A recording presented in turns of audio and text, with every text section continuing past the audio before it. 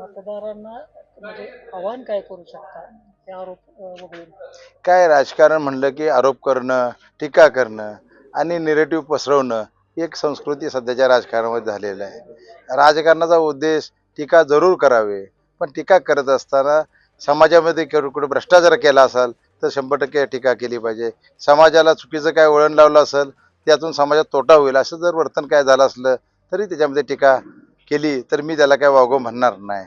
परंतु एखाद्या उमेदवाराच्या बाबतीमध्ये हे सामाजिकदृष्ट्या किंवा बाकीच्या राजकीयदृष्ट्या कुठली चूक नसेल तर त्यांना टीका करायसाठी दुसरं काय साधन नसतं. म्हणून व्यक्तिगत पातळीवर टीका ते करत असतात. कारण मी या समाजकारणात राजकारण गेले 30 वर्ष काम करतोय. मी सहकारामध्ये चांगल्या प्रकारचं काम केलेलं आहे. औद्योगिक हव्या तालुक्यामध्ये साखर कारखाना उभा केला आहे. कोल्ड स्टोरेज उभं केलं आहे. बायोडिझेल प्लांट काढलेला आहे.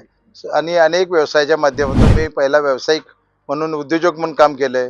शेतीचा मला छंद आहे, सहकाराची मला आवड आहे आणि त्यामुळे सर्व क्षेत्रात काम केल्यामुळे की वेगळी माझी प्रतिमा ह्या मतदारसंघामध्ये आहे. माझ्यावरती वारसा किंवा माझे संबंध राजकारणामध्ये ज्या मंडळीशी आले त्यामध्ये प्रथमतः समाजवादी विचारसरणीच्या केशवराव पाटील यांचं जावई झाल्यामुळे मी राजकारणामध्ये आलेलो आहे. त्यामुळं त्यांचा प्रभाव माझ्या राजकीय जीवनामध्ये पडला. बँकेत निवडून गेल्यानंतर विलासराव पाटील असतील, लक्ष्मणराव पाटील असतील, त्याचबरोबर पवारसाहेब ज्यावेळी माढ्याचे खासदार झाले त्यांचा संबंध आला. रामराज्य जिल्ह्याच्या नेतृत्वात असताना अनेकांचा संबंध आला. त्यामुळे मला संगत आली ती एका जुन्या विचारसरणीतून समाजामुळे नेतृत्व घडण्याची आली. त्या लोकांची माझी संगत झाली तर माझ्या त्या लोकांचा राजकीय दृष्ट्या प्रभाव कायम राहिलेला आहे. टीका मी ऐकली, मला प्रत्यक्षात काय लोकांच्या तुमच्या तोंडून आणि काही लोक बोलली. टीका करण्यामध्ये राजकारणामध्ये कधीही मी कुठला भ्रष्टाचार केला नाही. मला संधी मिळाली सातारा सांगलीची तरी सुद्धा आपल्या जन्मभूमीची विचार करून खटाव तालुका असेल, मान तालुका असेल तर जास्तीत जास्त कामं करण्याचा प्रयत्न केला. कारण मला निवडून देत असताना ह्या 2 जिल्ह्यातल्या नगरपालिकेच्या मतदारांना दिलं होतं. तरी हा दुष्काळी भाग आहे, हुतात्म्याची भूमी आहे, पण कायम पाठराखण केलेलं आहे. पण त्यामुळं टीका करायला दुसरा मार्ग नसल्यामुळं टीका केली. मला कळलं की मी सकाळी 11ला उठतो, पण मी रात्री 3ला का पहाटे 3ला झोपलो तरी सकाळी 6, 6:30ला 7ला उठतो त्याच्यामध्ये.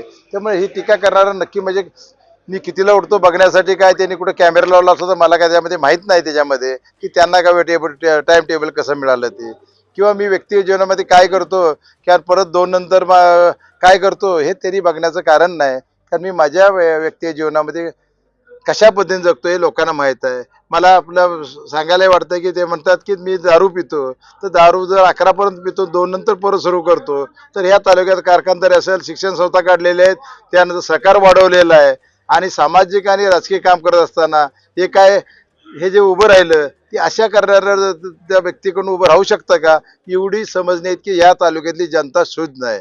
पण तुम्ही ज्यावेळी 4 खोलीच्या आतल्या चर्चा गोष्टीची किंवा व्यक्तिगत जीवनावर बोलता तर तुमच्या व्यक्तिगत जीवनाचा इतिहास सुद्धा या तालुक्यातल्या लहान मुलापासून ती 80 वर्षा 85 वर्षा म्हाताऱ्यांना माहीत आहे. मला व्यक्तिगत टीका करायचा स्वभाव नाही. जे काय बोलायचं ते विकासावर बोला, जे काय बोलायचं राजकारणावर समाजकारणावर बोला, 15 वर्षात आपण काय केलं त्याच्यावरती बोला आणि पुढं काय करणार आहे तो अजेंडा द्या. सत्तेतून पैसा, पैशातून सत्ता मिळवून कधी हुकुमशाही आणि दडपशाहीनं मी फिरतोय तेव्हा जनता त्रस्त झालेली आहे आणि आपल्या पायाखालची वाळू सरकू लागल्यामुळं ते आता अशा प्रकारची विधानं करून त्यामध्ये बदनामी करण्याचा प्रयत्न करत आहेत. पण मी त्याची कधी चिंता केली नाही. मी माझ्या जीवनामध्ये कधी लपून छपून कुठली गोष्ट करत नाही. जे आहे ती माझी भूमिका अगदी स्पष्टपणे असते आणि या तालुक्याचं हित कशात आहे ही ज्या निवडणुकीची मध्ये माझी भावना आहे त्यामध्ये की आता महाराष्ट्रात परिवर्तन होणार आहे. त्या परिवर्तनामध्ये खटाव मानमध्ये परिवर्तन करणं ही जनतेने ठरवलेलं आहे. जेव्हा जनता ठरवते तेव्हा कुणी कसली टीका केली मतांतर होत नाही. तर तसं असलं तर अनेक नेत्यांच्या लाखोच्या 5-10 लाखाच्या सभा होतात, भयानक टीका केली जाते, पण एक सुद्धा उमेदवार निवडून आला नाही. तसे अनेक उदाहरणं अनेक पक्षांची आहेत. तर मी त्याच्याकडे फार मोठ्या गांभीर्याने बघत नाही. लोकांची अपेक्षाच असेल तर त्याच्यामध्ये उत्तर देणं म्हणजे काय फार अवघड काम आहे असं मी मानत नाही. काम करत असताना अशा काय गोष्टी होत असतात. राजकारणामध्ये टीका करणं हे होतच असतं. पण टीका करताना व्यक्तिगत जीवन एक वेगळा भाग आहे प्रत्येकाच्या आयुष्यातला. त्यांच्या त्यांनी त्याच्या नाही तर त्याचाही खुलासा करावा की अनेक ह्याच्यामध्ये टीका झाली त्याची उत्तरं द्यावी. नक्की काय काय तुम्ही खाजगी जीवनामध्ये व्यक्तिगत करतात ते बघावं. मलाही आता त्यावेळेस तोंड उघडावं लागेल अशी परिस्थिती निर्माण झालेली आहे. मी संयमी कार्यकर्ता आहे, संयमानं घेणार आहे. वेळ आल्यानंतर त्याचं मी रितसर उत्तर नक्की जाहीरपणाने देईन एवढी यामध्ये आपल्याला ग्वाही देतो. आणि एक मिनिट, हा. त्यानं दुसरा एक असा आरोप केलाय की औंध वंचित सोळागावच्या पाणी योजनेला खो घालण्यास प्रभाकर गारगे आणि अनिल देसाई हे दोघंच जबाबदार आहेत. त्याच्यावर तुमचं काय म्हणणं आहे? हे बघा, माझं त्याच्यावरचे मत असं आहे की या ह्याच्यामध्ये खटाव माणसं नेतृत्व हे 15 वर्ष ह्या लोकप्रतिनिधी केलेलं आहे. लोकप्रतिनिधी करत असताना आपलं यश लपवण्यासाठी आरोप दुसऱ्यावर केला जातो. औंधचं असताना औंध हे खटाव तालुक्यात माझं श्रद्धास्थान असणारं MIDचं आहे. त्याच्यामध्ये की त्या लोकांचा प्रश्न सोडवणं ही माझी पहिली भूमिका आहे. त्यांनाही माहीत आहे, मलाही माहीत आहे. जनतेला काय ते भूलपेक देऊन नारळ फोडण्याचा माझा स्वभाव नाही आहे. ही 16 गावची योजना झाली पाहिजे. त्यासाठी लवादामध्ये सुप्रीम कोर्टामध्ये सुद्धा औंधच्या 16 गावासाठी 16 गावं का 21 गावं हा त्यावेळेच्या सर्वेप्रमाणे निर्णय आहे. त्याचा सर्वे मी आमदार असताना करून घेतलेला आहे. आणि त्यामुळं ही योजना आता मार्गी लागली पाहिजे.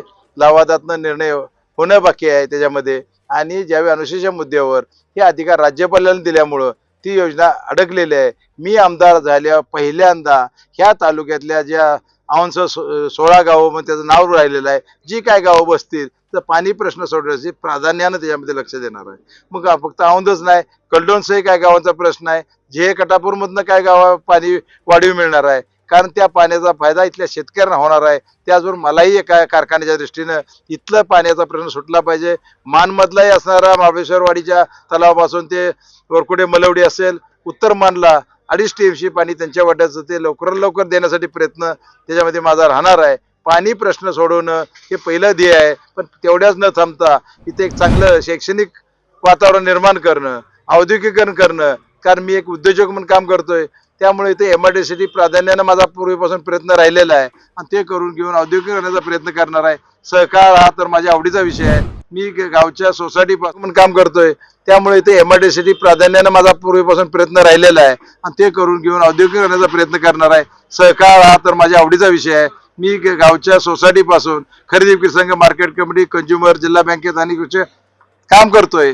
त्यामुळे या सर्वांच्या ज्यातून ज्या तालुक्यातल्या वैचारिक लोकांना बरोबर घेऊन खटाव माणसा आपला असणारा चेहरा मोहरा बदलून आपला जो कलंकित जो आपल्यावरती झालेला आहे की इथले लोक जे आहेत ते कुठंतरी चिरीमिरी देऊन निवडणूक करून जे आपल्याला अतिशय वेगळ्या दृष्टिकोन बघण्याचा दृष्टिकोन झाला आहे. लाचारांची जी आपली यावरती वेळ आली आहे ती आपल्याला दूर करायची आहे. लोकशाहीमध्ये लोकांना स्वातंत्र्य आहे की आपण कुठल्या विचाराच्या माणसाला निवडून देतो. कधी कधी एखाद्या दुसऱ्या इलेक्शनला तांत्रिक मुद्दे करून किंवा एखाद्या दुसऱ्या ह्याच्यामध्ये चुकीच्या बातम्या देऊन नाळं फोडून लोक एकदा फसतात, दोनदा, तीनदा. कायमच लोक फसत नाहीत. या निवडणुकीमध्ये ही जनता योग्य तो निकाल घेईल याच्यामध्ये माझ्या मनामध्ये कुठलीही शंका नाही.